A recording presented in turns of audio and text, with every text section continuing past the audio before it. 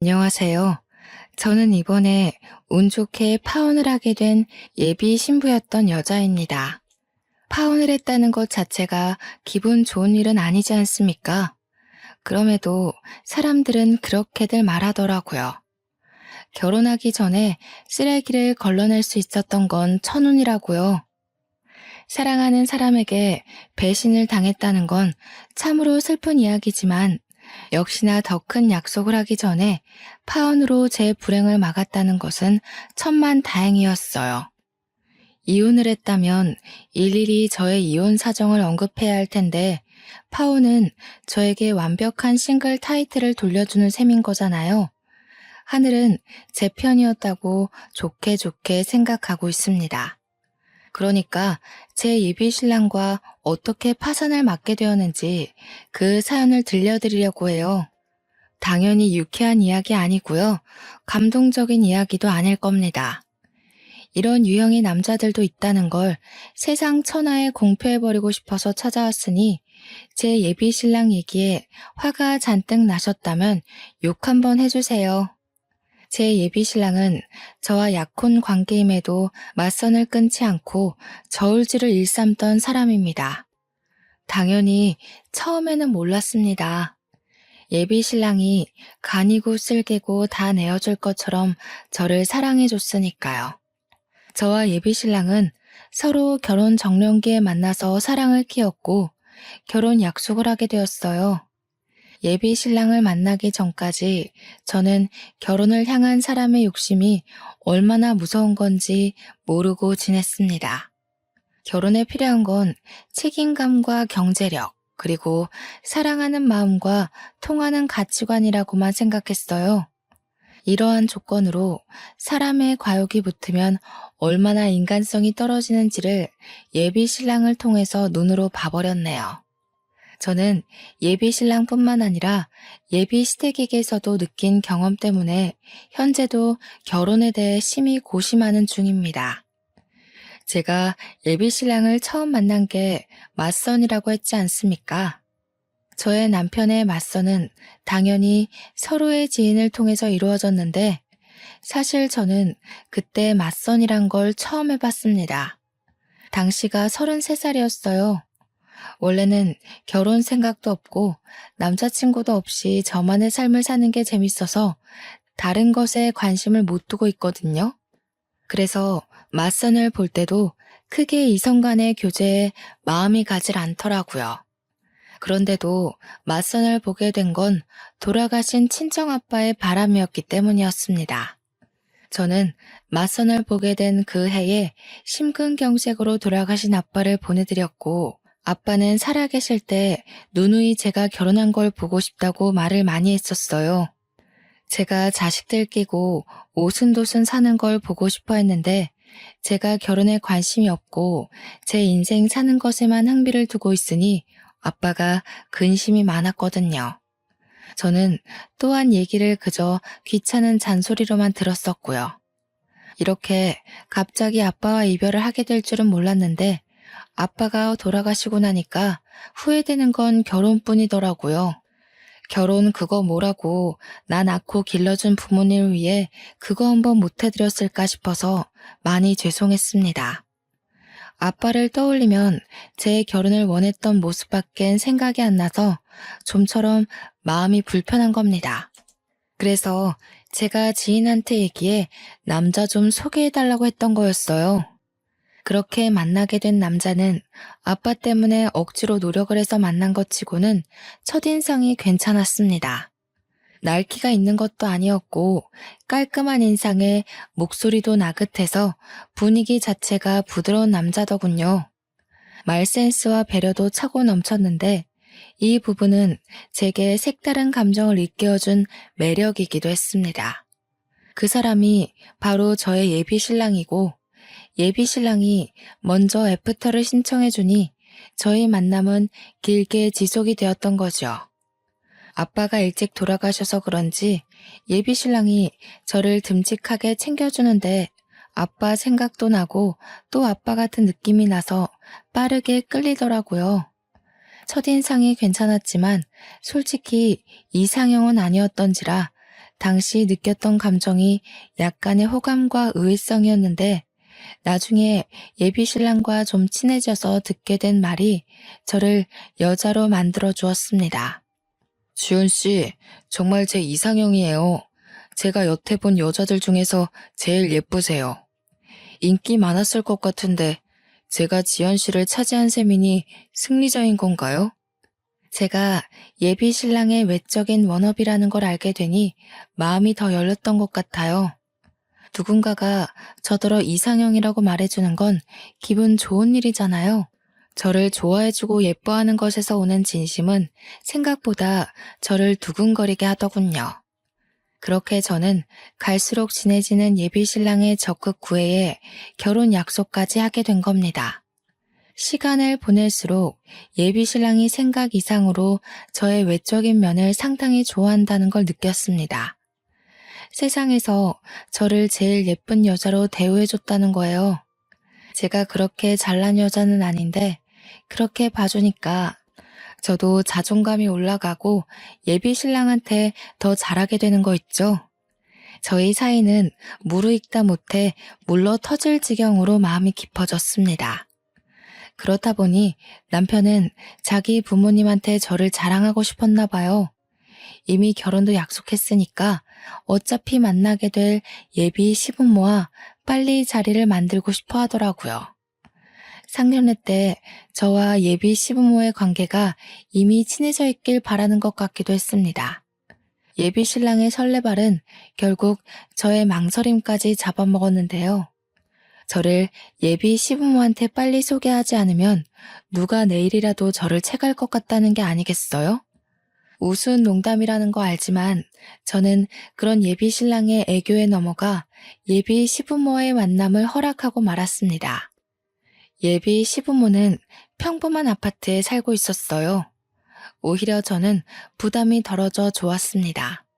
저희 가정 환경도 예비 신랑과 비슷한 수준이라는 게 확인되니까 확실히 긴장이 줄더라고요.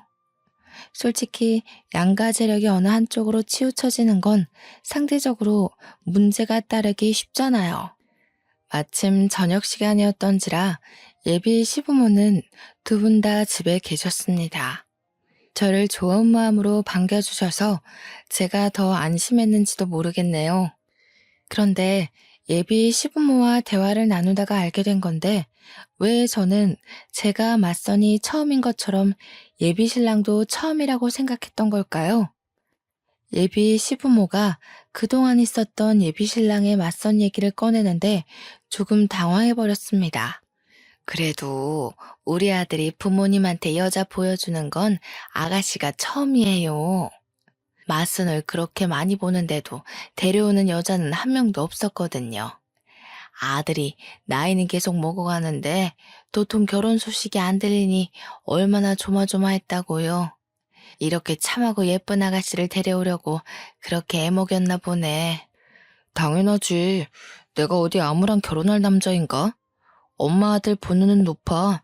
앞으로 자주 보게 될 거니까 오늘은 자연이한테 살살 물어봐. 이때부터 예비 신랑과 예비 시댁의 욕심을 눈치챘어야 했지만 다시 그 상황을 겪는다고 하더라도 저는 아마 당시의 교묘한 기류를 모르고 넘기지 않았을까 싶습니다. 단순히 예비 시부모가 예비 며느리 될 저에게 궁금한 점이 많을 거란 걸 당연하게만 생각했었죠. 그래서 첫 만남에 제 경제력과 친정 형편을 모를 줄은 몰랐네요. 결혼에서 가장 중요한 건 양가 집안의 경제력인 거 알죠? 다른 건 웬만해서 맞춰갈 수 있으니까 괜찮은데 형편 차이 나는 건 어떻게 하기 어렵더라고요. 식구가 될 거니까 솔직하게 물어볼게요.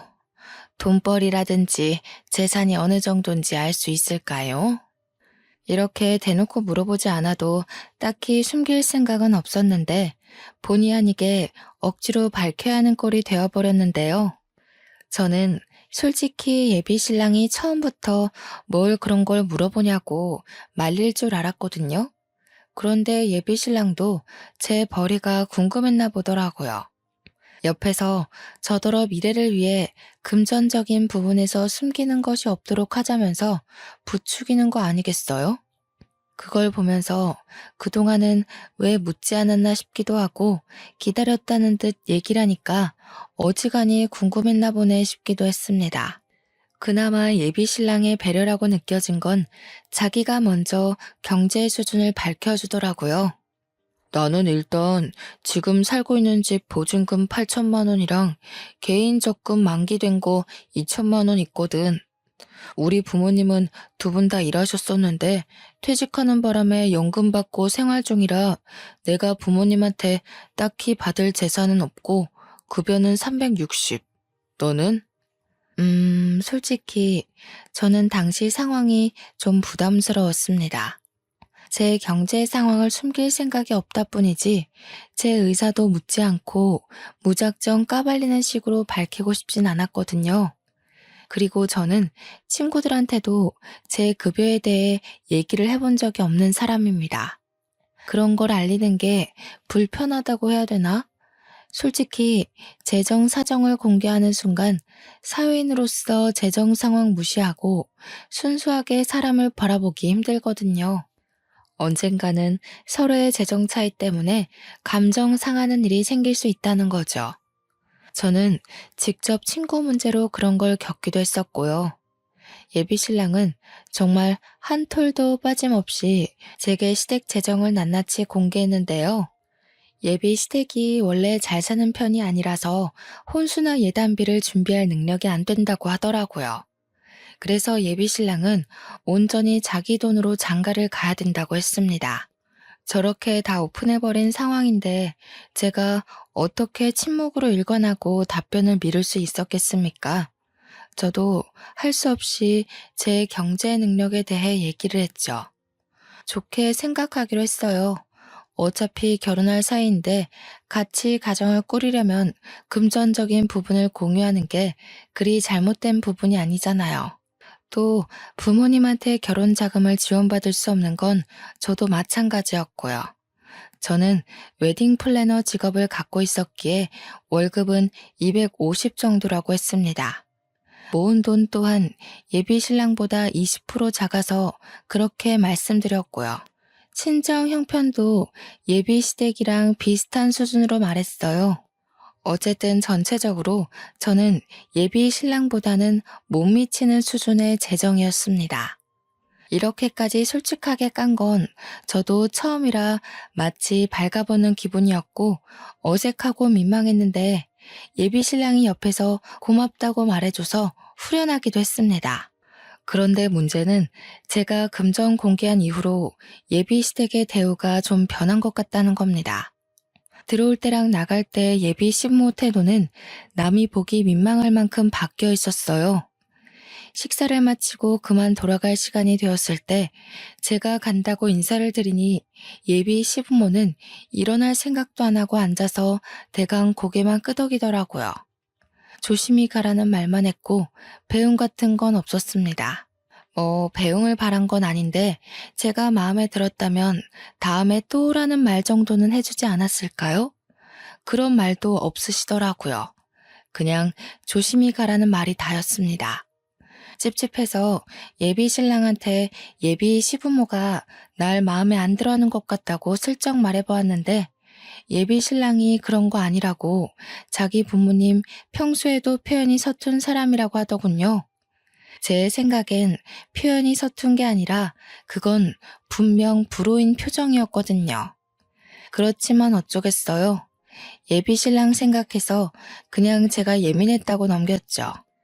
그날 이후 한 번씩 예비 시부모의 떨떠름한 태도 때문에 마음에 걸리곤 했는데 제게 중요한 건 예비 시부모가 아닌 거 있죠. 어느 순간부터 예비 신랑 또한 은근히 변한 것 같다는 거예요.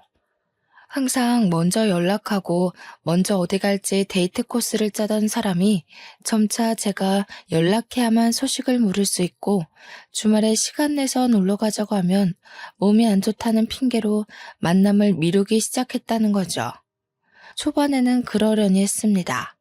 그런데 제 생일마다 이벤트를 해주던 사람이 이번엔 생일인 줄도 모르고 그날 자기가 들고 있는 동호회에 선약이 있다고 하길래 저는 예비 신랑이 저한테 마음이 뜨고 있다는 걸 눈치챘어요. 그날 그게 예비시댁에서 금전적 부분을 공개했을 때 이유라는 것도 눈치껏 알아차릴 수 있었고요. 언제 한번 예비신랑이 연애 초창기에 달콤한 말을 가정한 속내를 밝힌 적이 있었는데 갑자기 그 말이 불현듯 생각나더라고요. 나는 부부가 된다면 부부끼리 서로 도움을 받을 수 있는 관계였으면 좋겠어. 한쪽이 일방적으로 애써야 되는 관계 말고. 저는 당시 그 말이 부부관계의 감정적 요인을 말하는 걸로 이해를 했습니다. 그런데 지나서 생각해보니 그게 아니라 금전적인 부분을 말하는 거였겠네요. 제가 콩깍지에 눈이 멀어 예비 신랑의 말을 곧이곧대로 들은 것을 탓해야지 누굴 탓하겠습니까? 당시만 해도 예비 신랑의 변한 태도가 제 경제력 때문이란 것에 완전한 확신은 없었고 그 방향으로 촉만이 기울고 있을 때였는데요. 정말로 우연찮게 발견한 장면 때문에 이 남자가 저를 향한 마음이 끝났다는 걸 확신했죠. 일하는 도중 우리 회사 1층 카페에 갔다가 예비 신랑을 발견했거든요. 제가 직업이 웨딩 플래너라고 얘기는 했지만 우리 회사 위치를 말한 적은 없는데 예비 신랑이 제 회사로 찾아왔더라고요. 카페 한쪽에 앉아있길래 놀라기도 했고 반가워서 인사를 하려고 다가갔습니다. 그런데 예비 신랑과 같이 있는 일행을 보고는 숨는 걸 먼저 택했어요. 예비 신랑이 웬 아가씨와 대화 중이었거든요. 그 아가씨 앞에서 예비 신랑은 저와의 연애 초창기에 보여줬던 웃음을 짓고 있었습니다. 저는 당시 안 본 지 오래되었던 그 웃음을 다른 여자한테 보여주고 있는 걸 보는데 육감이 바로 반응하더라고요. 누가 봐도 남녀의 맞선 장면이었지만 처음엔 예비 신랑을 이해하려고 했습니다. 예비 신랑이 제게 마음이 떠났다고 느꼈음에도 우리가 정식으로 헤어진 것이 아니잖아요. 결혼까지 약속한 사이인데 뒤에서 딴수작을 부리는 게 비상식적인 행동이라 생각해서 예비 신랑을 믿으려고 했다는 거예요. 그러려면 제가 그 둘의 만남이 어떤 목적인지 확실히 알아야 될 것 같다고 생각을 했습니다. 그래서 더 가까이 다가갔고 다가갈수록 둘의 대화에서 한두 번 만난 사이가 아니라는 게 들렸죠. 둘의 관계가 예사롭지 않다는 걸 확실히 들은 저는 더 이상 숨지 않고 예비 신랑에게 모습을 드러냈습니다. 자기 여기서 뭐해? 나한텐 회사 미팅 있다고 연락하기 어렵다더니 미팅 주제가 데이트 코스인가 봐? 온통 커플 여행 얘기뿐이네.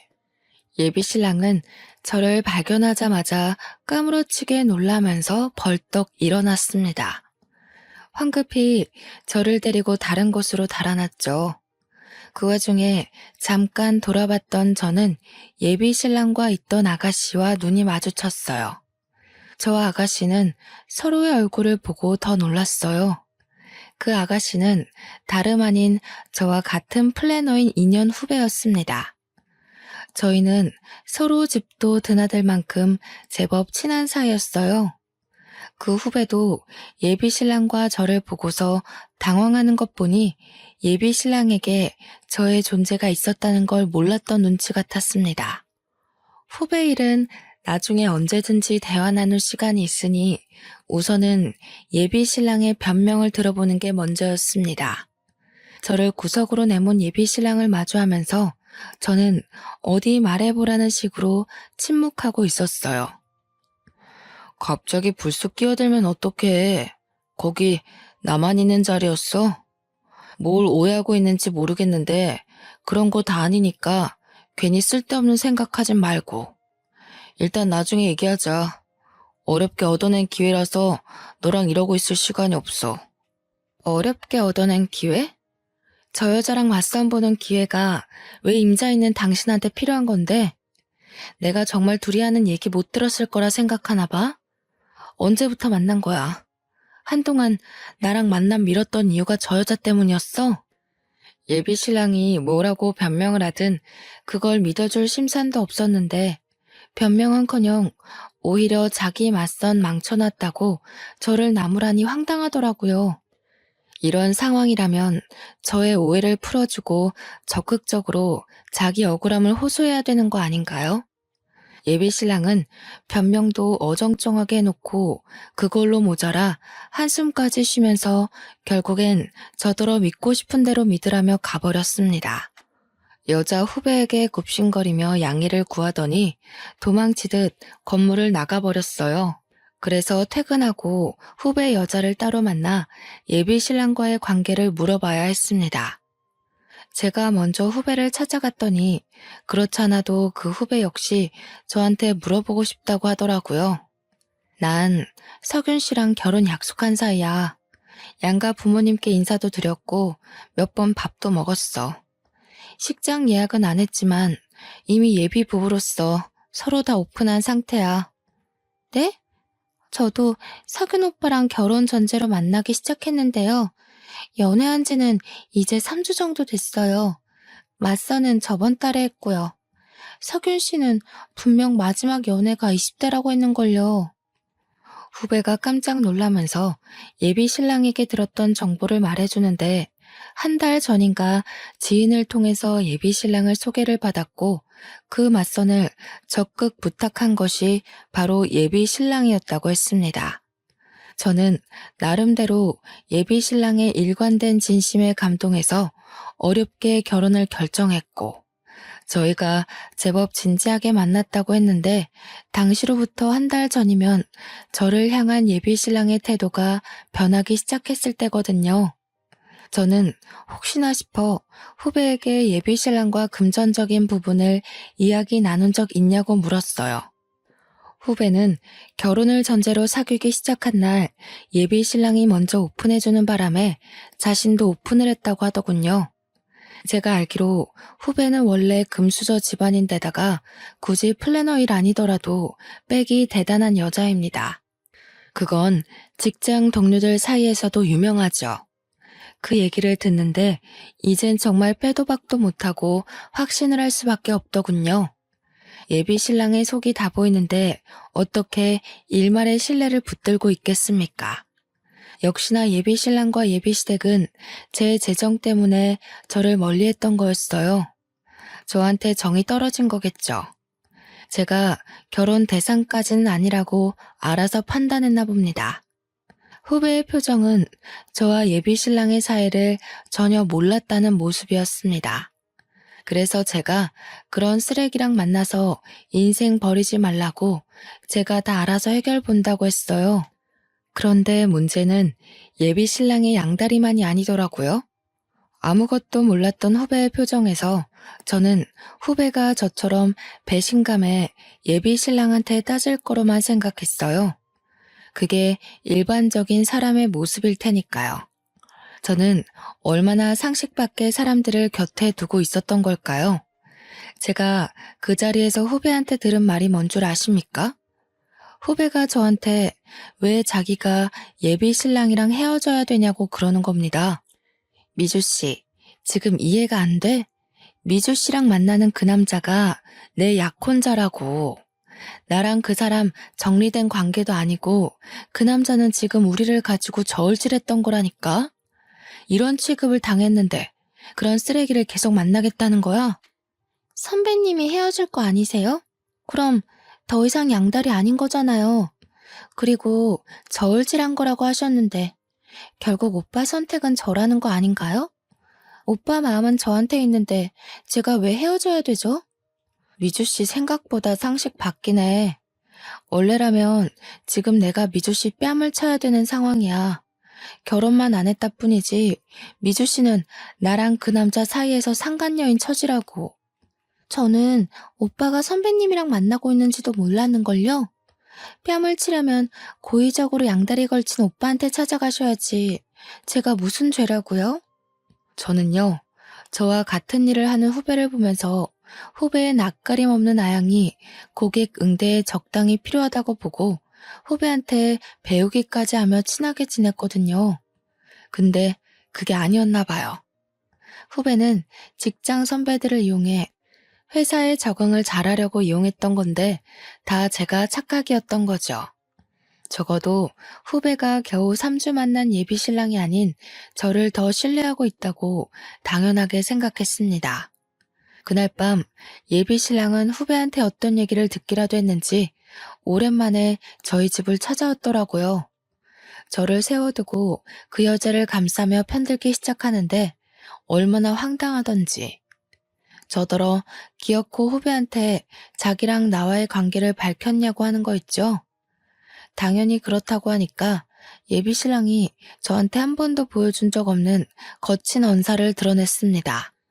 욕까지 섞어가며 자기 인생 망치려고 작정했냐 하길래 짧은 순간 너무도 변해버린 예비 신랑의 모습을 보면서 회의감이 들더라고요. 화가 나고 분한 마음에 울컥 올라오는 눈물을 참으며 예비 신랑의 싸대기를 날려버렸습니다. 자기 무서운 사람이구나. 그 여자 돈 때문에 만나는 거 맞지? 왜? 나랑 결혼하면 손해볼 것 같았어? 어머님 아버님이 거지 며느리 취급 안 한다고 했나 보지? 이럴 거면 처음부터 맞선 자리에 나오질 말든가. 나한테 마음 다 줄 것처럼 흔들지 말았어야지. 그래, 이제라도 주제 파악했으니 다행이다. 네가 뭔 자격으로 미주한테 나서서 난리야? 미주가 이참에 주변 여자들 깔끔하게 정리하려고 기회 더 줘서 망정이지. 헤어지자고 했으면 내가 너 어떻게 했을지도 모르거든? 미주한테 고맙다고 절이나 해. 그래, 절해야겠다. 쓰레기 수거해준 셈이니까. 결국 똑같은 년놈들이 만난 거네. 양다리 걸친 게 뭐 자랑이라고 나한테 와서 큰 소리야? 돈에 정신 빠진 놈인 줄도 모르고 하마터면 내 인생 쪽날 뻔했어. 너는 언젠가 또 돈 유혹에 넘어가 여자 갈아치울 놈일 테지. 그렇게 사는 것도 불쌍하다. 불쌍한 건 너야. 내가 그래도 너 생각해서 상처받지 않게 헤어지려고 배려한 거거든? 네 입으로 이별 구할 수 있게 기회 준 거라고.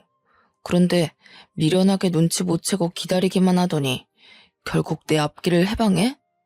미주 생각해서 이 정도로 넘어가는데 앞으로 미주한테 나와의 관계에 대해서 뭐라도 되는 것처럼 짓거리지 마. 난 너 이미 떠난 지 오래야. 예비 신랑은 저한테 손찌검을 할랑말랑 참다가 속풀이만 하고서 돌아갔습니다. 그날로 저와 예비 신랑의 관계는 종결났고 저는 끼고 있던 반지를 갖다 팔아버렸어요. 직장에서 후배를 만나도 비즈니스 대화 말고는 인사도 안 하며 지냈습니다. 후배는 벌써 예비 신랑과 약혼 반지를 나눠 꼈더라고요. 그걸 보는데 배알이 뒤틀리기보다는 안타까운 거 있죠. 조만간 저 여자 약혼 반지도 쓰레기통 신세가 될 거라 확신하고 있으니까요. 그렇게 저와 예비 신랑이 헤어진 지 4달이 지났을까? 제가 아주 기막힌 장면을 목격했지 뭡니까? 직원들의 락커가 같은 곳에 있기 때문에 점심시간이나 퇴근 후는 어쩔 수 없이 근접거리에서 마주할 수밖에 없거든요. 후배가 손가락에 있는 약혼 반지를 빼더니 회사 내 카페에서 남자를 만나고 있는 게 아니겠어요? 딱 봐도 스킨십이 자유로운 게 예사로운 관계가 아닌 듯 보이더라고요. 당연히 그 남자는 예비 신랑이 아니었고 보니까 후배가 예비 신랑과 새 남자를 두고 저울질하고 있는 듯 했습니다. 저랑 상관없는 그 일을 이렇게 언급하는 이유는 후배의 양다리 때문에 저한테마저 어처구니 없는 일이 생겼다는 겁니다. 후배의 양다리를 목격한 지 2주가 지난 시점이었어요. 퇴근을 하고 집에 갔더니 예비 신랑이 저를 기다리고 있는 거 아니겠습니까? 저를 발견한 예비 신랑은 서둘러 제 앞으로 다가와 다짜고짜 아스팔트 위에 무릎을 꿇었습니다. 자기야, 내가 잘못했어. 내가 자기 같은 정직한 여자를 두고 정신이 나갔던 거야. 위주 걔가 아주 되바라졌더라고. 글쎄, 우리 부모님한테 집안 꼴이 개꼴이라고 대놓고 욕을 하는 거 있지? 우리 부모님한테서 무슨 마른 곰팡이 냄새가 난다고 하면서 얼마나 건방진 태도를 보이던지. 심지어 나더러 대릴 사유를 하라고 하잖아. 남자가 어떻게 여자 집에 들어가서 지내? 모양 빠지게. 내가 당장 꺼지라고 해버렸어. 잘했지? 뭐 하자는 거야? 너랑 네 집이 그런 꼴 당하게 나랑 뭔 상관이라고 찾아와서 행패야. 경찰에 신고해버리기 전에 너나 꺼져. 자기야, 정말 미안해. 내가 결혼을 잘 몰라서 그랬어. 돈이 다가 아니더라고. 솔직히 처음엔 돈 때문에 너 만나면서도 맞선 못 끄는 거 맞아. 그런데 정작 돈 많은 여자 만나니까 심성 고운 여자를 만나야 된다는 걸 깨우쳤어. 내가 부족한 놈이라 그래. 몰라서 그랬어. 한 번만 용서해주라. 나 너 없이는 안 돼. 이미 엎질러지고 말라 비틀어진 물을 다시 주워 담으려고 애쓰는 예비 신랑을 보는데 짠내 나기는커녕 이게 이 사람의 본질이구나 싶어서 있던 정마저 떨어져 버리더라고요. 상대하기 귀찮아서 예비 신랑을 내버려 두고 집에 들어와 버렸는데 예비 신랑은 그날뿐만 아니라 다음 날도 그 다음 날도 계속해서 집 앞에 기다리고 있었습니다. 이미 쪽나버린 우리 관계가 고작 저런 행동에 다시 이어질 거라 희망을 갖는 예비 신랑의 행동이 웃기기만 하더군요. 그런데 더 황당했던 건 어느 순간부터 예비 시댁에서까지 연락이 온다는 겁니다. 처음엔 모르는 전화번호라서 생각 없이 받았어요. 예비 시무라는 걸 알고 나서 얼마나 당혹스러웠는지 모릅니다. 나 기억나지요? 석윤이 엄마입니다. 우리 석윤이가 외동으로 컸는데 어릴 때부터 생전 부모님만 모셨지 연애 한번 제대로 못 해본 놈이에요. 그래서 여자 보는 눈이 참 없어요. 내가 보기엔 아가씨가 며느리상으로 딱 좋았는데 글쎄 이 녀석이 천금 같은 마누라를 못 알아보고 지 복을 뻥 차버렸지 뭐예요. 그래서 하고 싶은 말이 뭔데요? 혹시 해서 묻는 건데요. 석윤 씨가 저 붙잡아 달라고 시킨 건가요? 그런 거라면 저 석윤 씨한테 마음 없으니까 헛고생하지 말라고 제대로 좀 전해주세요. 이렇게 된 거 그냥 말할게요.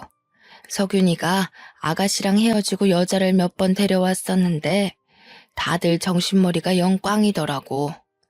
어떻게 아가씨 같은 여자를 두고 그런 여자를 만난 건지 내 아들이라도 이해가 안 가더라니까.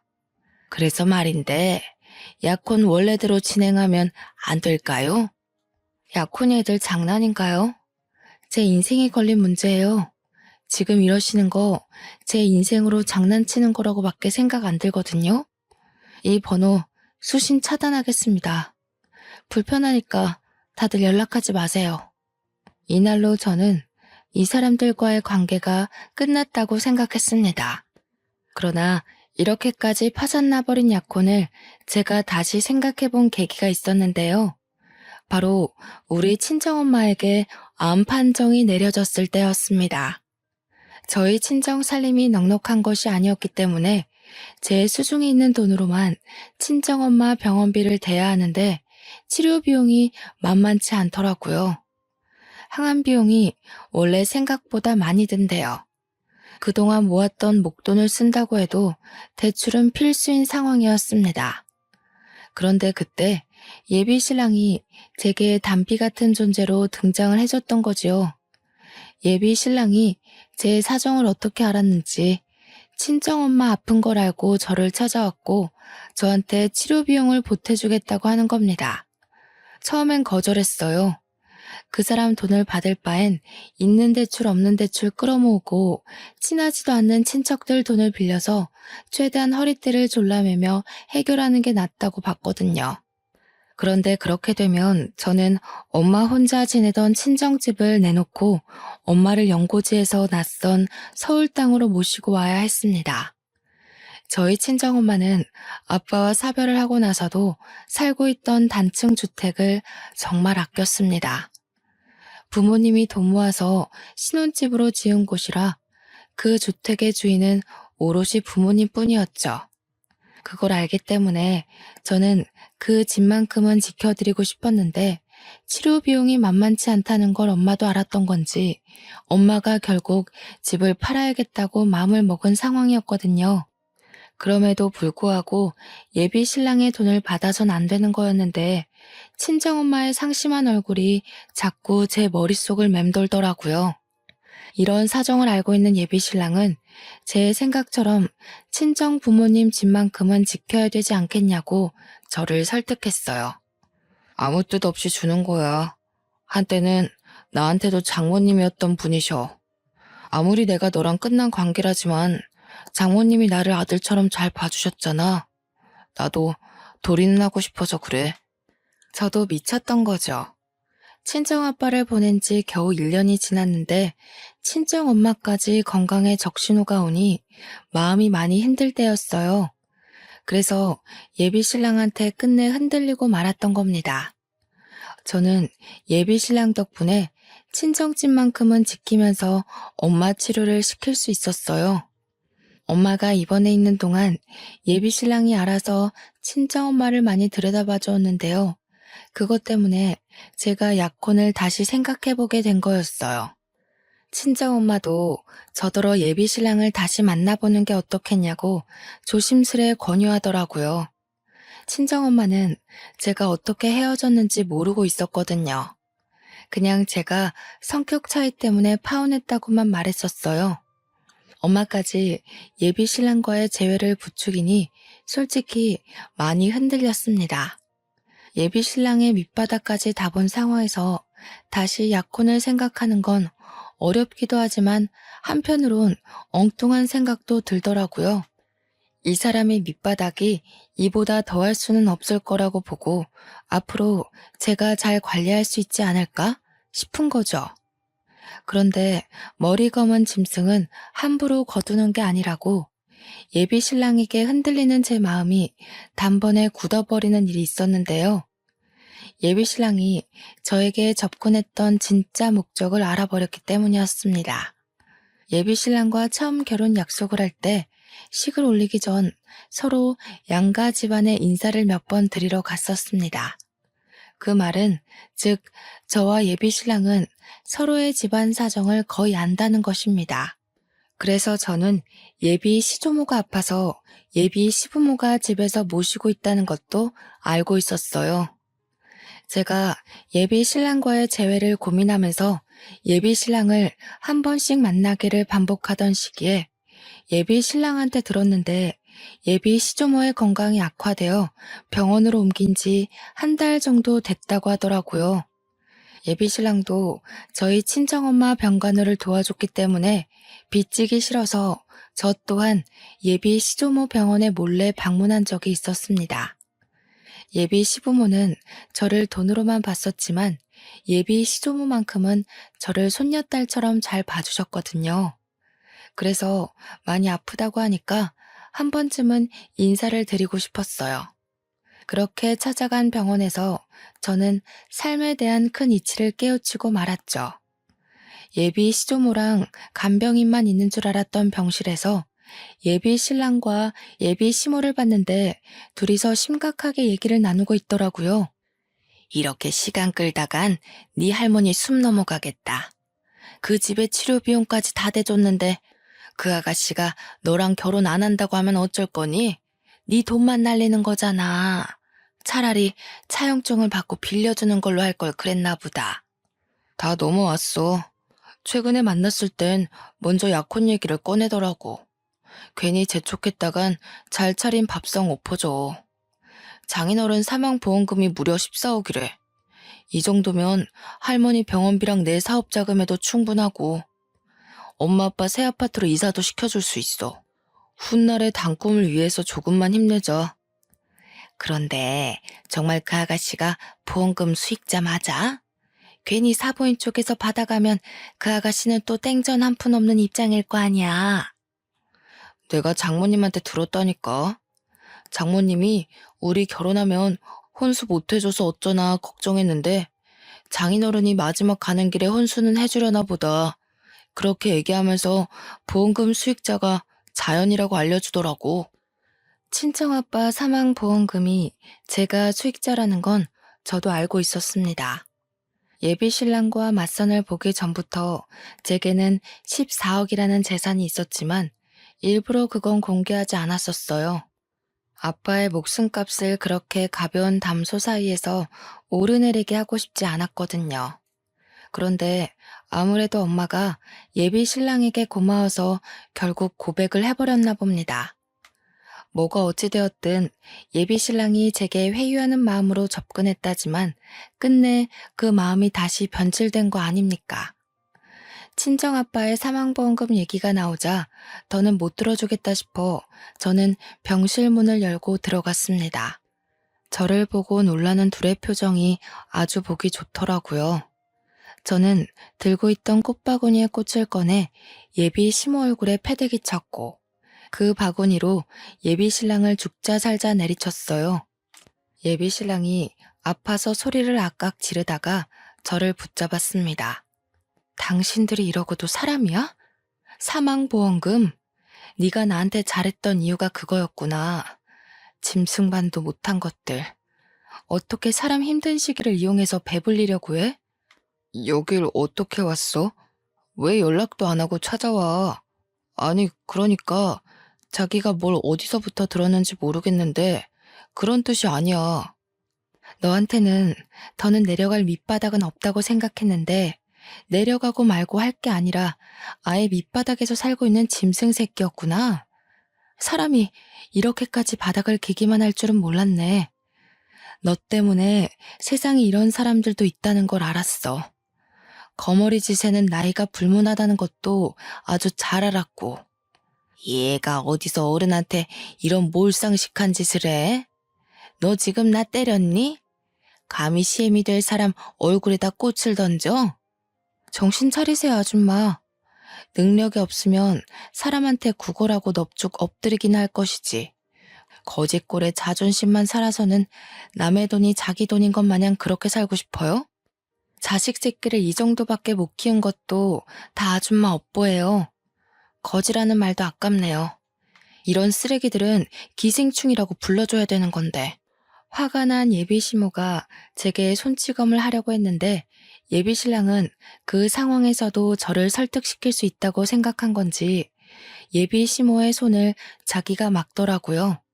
그러면서 저한테 무릎 꿇고 매달리는데 이미 병원 사람들은 열린 병실 문을 기웃거리며 저희를 다 지켜보고 있었습니다. 말썽꾸러기 청소년들이 저희 상황을 실시간으로 SNS에 퍼뜨려 자기 채널에 인기몰이를 하기도 했어요. 제 손을 잡고 한 번만 봐달라고 저를 사랑하는 마음은 진심이라고 하는 예비신랑의 애절함에 저는 예비신랑의 머리채를 잡고 밀어버렸습니다. 그 바람에 예비신랑 뒤에 있던 예비시모가 그걸 피하다가 같이 넘어졌지 뭡니까. 아무래도 하늘은 내 편인 것 같네. 이렇게 두 번의 기회나 주니 말이야. 그래, 원래 돈 때문에 양다리 걸쳤던 사람인데 그 개버릇이 고쳐졌을 리가 없지. 어디 또 자존심 세우고 남의 돈 빨아먹는 거머리짓 해봐. 이미 당신들 얼굴 팔려서 그게 통할 상대가 있을지 모르겠지만 예비신랑은 그제야 이 상황을 구경하고 있던 사람들에게로 신경이 빼앗겼고 허겁지겁 꽃바구니로 얼굴을 가렸습니다. 그 추잡한 모습에 헛웃음이 나와서 그대로 병실을 나와버렸어요. 예비신랑이 저를 쫓아오려고 해도 병원 사람들이 예비신랑에게 손가락질하면서 막아주는 덕에 저는 깨끗이 손을 털 수 있었어요. 그리고는 서울집에 짐을 모조리 챙겨 친정에 내려갔습니다. 엄마는 초기에 발견했던 암인지라 통원 치료가 가능할 정도로 완쾌가 되었어요. 그래서 예비 신랑이랑 더는 재회할 생각 없다고 그동안 있었던 일을 솔직하게 말해줬습니다. 친정엄마는 깜짝 놀라면서 가슴을 부여잡더라고요. 저더러 혼자 고생 많았겠다고 다독여주기도 하더군요. 그리고 저는 혹시 몰라서 예비 신랑을 상대로 접근 금지를 신청했어요. 고맙게도 예비 신랑이 제게 집착하고 연락하면서 계속 집 앞에 찾아왔던 증거들이 넘쳐났기 때문에 신청서 내는 건 어렵지 않았습니다. 그 이후로 더 이상은 예비 신랑을 마주하는 일이 없었습니다. 저는 친정집이랑 가까운 웨딩홀에 취직하여 다시 일상을 회복 중에 있어요. 서울이 아니다 보니까 SNS에 얼굴이 팔렸다고 하더라도 저를 알아보는 사람은 없더라고요. 다만 예비신랑은 상황이 다를 겁니다. 예비신랑이 다른 사람 밑에서 사업을 하고 있었는데 자기 개인 사업장 차릴 거라고 인맥을 많이 관리하고 있었거든요. 그 인맥들은 다 인터넷 시장에 빠삭한 사람들이라서 아마 예비신랑의 커리어 문제가 생겼을 거라고 확신합니다. 벌 받은 거겠죠. 하늘에서도 돈에 현혹되어 사람을 이용하는 짓이 얼마나 인정머리 없는 짓인지 알고 있나 봐요. 예비신랑을 통해서 저는 더더욱 행동거지를 조심하고 종이 쪼가리에 인생을 거는 짓은 하면 안 된다는 걸 뼈저리게 깨우쳤습니다. 참, 그리고 예비신랑과 바람났던 그 후배 있잖아요. 한참 제 예비신랑 만날 때 너무 당당하게 연애를 했던지라 주위에서 그 후배를 보는 눈길도 곱지 않더라고요. 제가 친정으로 간다고 그 회사에 사직서를 낸 뒤 후배도 며칠 안 가 사직서를 제출한 걸로 들었습니다. 인생이 참 어려운 것 같으면서도 단순한 것 같아요. 열심히 앞만 보고 사는 사람에겐 꼭 유혹이 생기고 나쁜 것에 현혹되어 쉽게 살고자 하는 사람들에겐 꼭 벌이 따르는 것 같으니 말입니다. 대신 한 가지 명확한 건 있네요. 성실한 사람들은 살아가는 과정에 장애물이 있을지언정 결과만큼은 창대하고 불성실한 사람들은 과정만큼은 편할지언정 결과는 끝내 미약하다는 거죠. 결혼하기 전부터 진을 다 빼버렸더니 저는 이제 정말 결혼에 대한 욕심이 사라졌습니다. 안 그래도 결혼을 해도 그만, 안 해도 그만이라 생각하다가 예비 신랑을 만나서 결혼을 약속했던 건데 일이 이렇게 엎어지니 결혼은 얼마나 지옥 같을지 상상이 되더라고요. 돌아가신 아빠의 소원은 들어주지 못할지 모르지만 평생 제가 잘 사는 모습을 보여주겠다고 그렇게 다짐했습니다. 제 결혼은 이렇게 시작도 못 해보고 고꾸라져 버렸어요. 다들 거하게 준비하던 계획이 무너진 순간들 있었는지 모르겠습니다. 분명 힘들고 아플지라도 그것이 내 삶의 끝이 아니라는 것만 기억하셨으면 좋겠네요. 좋은 이야기는 아니었지만 그래도 들어주셔서 감사합니다. 다들 각자의 길에서 행복하길 바랍니다. 긴 사연 들어주신 여러분, 감사합니다.